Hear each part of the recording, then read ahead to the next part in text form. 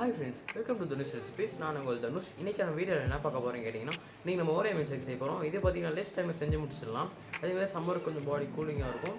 இது எப்படி சில வீடியோவில் பார்க்கலாம் வாங்க. அதுக்கு முன்னாடி நான் சேனலுக்கு என்ன புதுசாக வந்தீங்கன்னா மறக்காமல் சப்ஸ்கிரைப் பண்ணுங்கள். அப்படியே பக்கத்தில் இருக்க பெல் ஐக்கானையும் ஆனில் வச்சுக்கோங்க. அப்போ தான் நான் போடுற ஒவ்வொரு வீடியோ உங்களுக்கு நோட்டிஃபிகேஷனாக வந்து சேரும். வீடியோவில் போகலாம். ஸோ ஃபர்ஸ்ட்டு பார்த்திங்கன்னா வாயின் வந்து ஓரியோ பிஸ்கெட்டை நம்ம ஒரு பிளேட்டில் வச்சுக்கலாம். ஸோ அடுத்ததாக பார்த்திங்கன்னா ஒரு மிக்ஸி ஜார் எடுத்து வச்சுக்கோங்க. அந்த ஜாரில் பார்த்திங்கன்னா நம்ம வாயின் வந்து பிஸ்கெட்டை கொட்டிக்கலாம். ஸோ அடுத்தது பார்த்திங்கன்னா தேவையான பால், அப்புறம் ஐஸ் க்யூப், சுகர் எல்லாத்தையும் போட்டுக்கலாம். ஸோ ஃபஸ்ட்டு பார்த்திங்கன்னா ஒரு டம்ளர் பால் ஊற்றிக்கலாம்.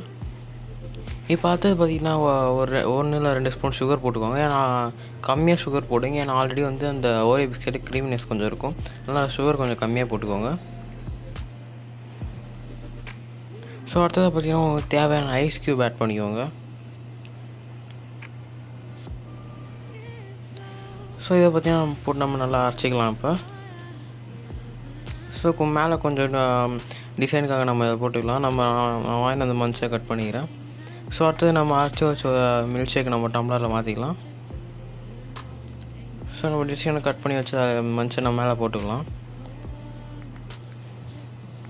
இன்னும் கொஞ்சம் டிசைன் வேணால் நீங்கள் இந்த டைரி மில்க் அந்த மாதிரி நிறைய மேலே வச்சுக்கலாம். இப்போ நான் பார்த்தீங்கன்னா மேலே கொஞ்சம் ஓரியோ பிஸ்கெட் நம்ம மேலே கொஞ்சம் தூவி விட்டுங்கன்னா, ஸோ உங்கள்கிட்ட இன்னும் கொஞ்சம் டிசைனாக ஓரியோ பிஸ்கெட்டை மேலே வச்சுக்கோங்க. ஸோ அவ்வளோதான், நம்மளுக்கு ஃபைனலி ரெடி ஆயிடுச்சு. நீங்களே வீட்டில் ட்ரை பண்ணி பாருங்கள். தேங்க்ஸ் ஃபார் வாட்சிங்.